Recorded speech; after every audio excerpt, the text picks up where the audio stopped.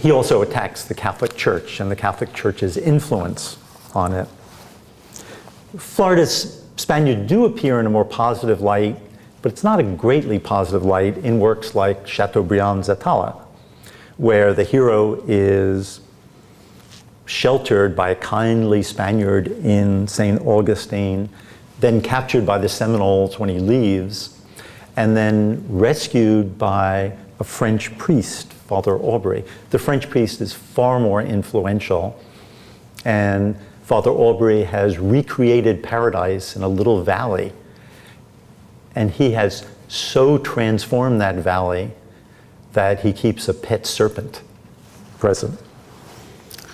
3 decades after Atala, the first purely Florida novel appeared. The Lost Virgin of the South. It was written by a Floridian, the Reverend Michael Smith. He wrote it under the pen name Don Pedro Casender. He published it in Tallahassee, and it's largely set in Florida. This is a novel that I encourage you to read, because once you have read it, you will have no qualms about writing a novel, since you will know that the worst novel you have ever read and the worst novel about Florida already exists. This is an absolutely meaningless book.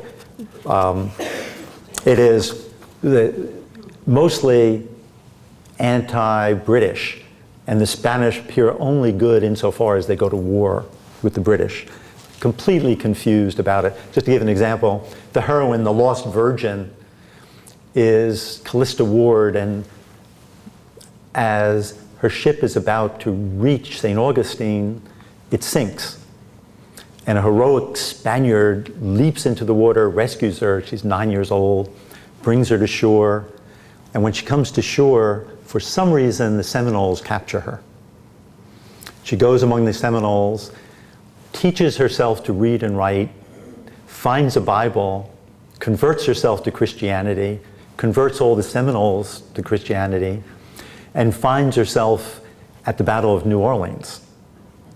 The Battle of New Orleans, 10 years later, she is about to be shot by an American soldier, and just as he fires his musket, a figure swoops out of a second story and rescues her, and it is the same man who rescued her 10 years before.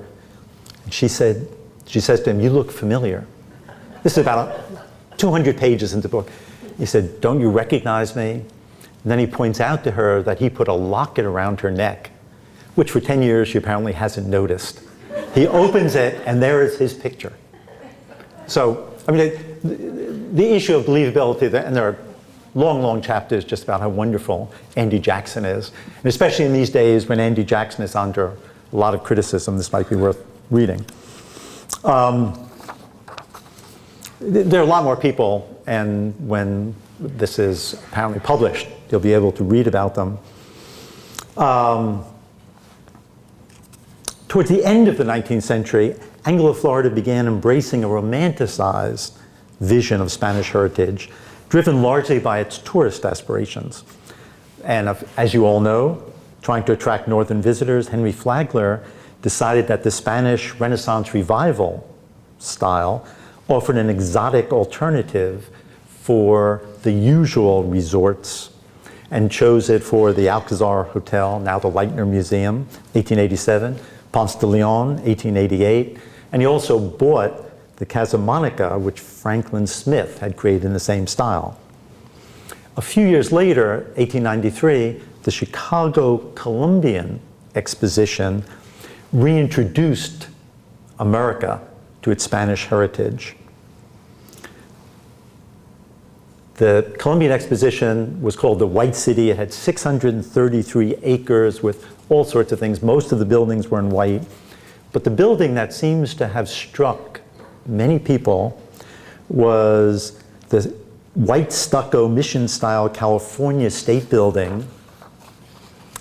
And another building was a replica of La Rábida that Timothy Johnson talked about, the monastery that Columbus spent time in 1485 with his son, and then he waited to hear about the financing of his voyages. And they brought over artifacts, and they also created replicas of the Nina, the Pinta, and the Santa Maria to come over on that. Spain is constantly trying to remind the United States of its heritage. In 2010, for example, it created a massive solar thermal power station, which it called La Florida, to try and encourage people to see the connection. The Columbian Exposition was the United States' announcement to the world that it was taking its place among the major industrialized nations. And Americans flocked to it. If you read any of the literature about that, it's remarkable how influential that exposition was in our late 19th century history.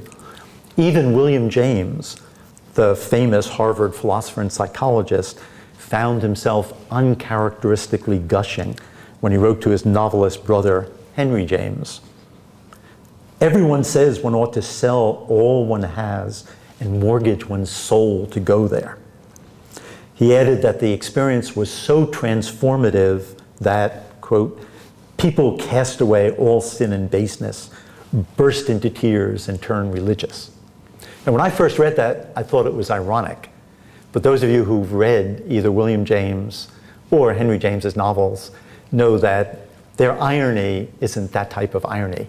So I'm suspecting that he just got caught up in the swell of the period. And that style, of course, came to mark Florida to a great extent. Architects from Addison Meisner, August Geiger, to Gamble Rogers, was either the father or the grandfather of the folklorist, and Maurice Fatio adapted it so well that along with Art Deco, theme park fantasy, and Miami postmodernism, it became one of the state's distinctive style. A decade after the Columbian Exposition, city boosters and tourism promoters, recognizing the appeal of the Spanish heritage, sought ways to domesticate and expand it. In 1904, Tampa Tribune's society editor, Louise Frances Dodge, and director of customs, George Hardy, created Gasparilla, a celebration of the legendary and probably fictitious pirate Jose Gaspar, modeled largely on New Orleans Mardi Gras. That same year, Luella de McConnell opened the Fountain of Youth, archaeological park in St. Augustine, perhaps understanding the ideas drawing power for aging tourists.